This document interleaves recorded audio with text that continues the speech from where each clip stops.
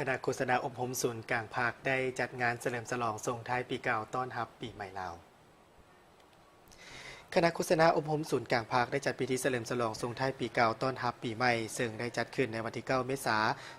น 2026 โดยการเข้าร่วมของท่านคำพันธ์เผยยาวงศ์กรรมการกรมการเมืองศูนย์กลางภาคเลขาคณะบริหารงานภาคหัวหน้าคณะโฆษณาอบรมศูนย์กลางภาคพร้อมด้วยภรรยามีพาเทลานุเทระบรรดาห้องหัวหน้ากลุ่มคณะโฆษณาอบรมศูนย์กลางภาคมีหัวหน้ากลุ่มห้องกลุ่มพร้อมโดยอดีตพนักงานอาวุโสพนักงานรัฐกรแขกถึกเซินเข้าร่วมอย่างเป็นขบวนฝุดฟื้นในพิธีครั้งนี้เพื่อเป็นการปกปักรักษาวัฒนธรรมฮิตของประเพณีอันดีงามของชาติลาวเฮา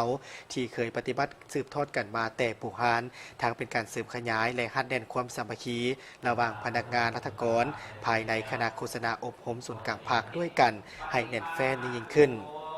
ในพิธีท่านคำพันธ์เผยยาวงศ์ได้เป็นเกียรติในการใต้ธูปบูชาพุทธรูปจากนั้นก็ได้มีพิธีทางศาสนาสูตรลดน้ำไหว้พระหับศีลหับพรถวายเพลถวายวัตถุปัจจัยญาติน้ำขอพร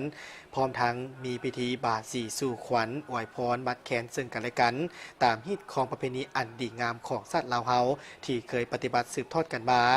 เดียวกันนี้พระอาจารย์ถาวรไทยพิมพ์มะทอง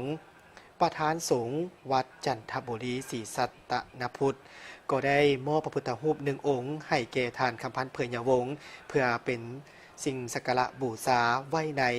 คณะโฆษณาอบรมศูนย์กลางภาค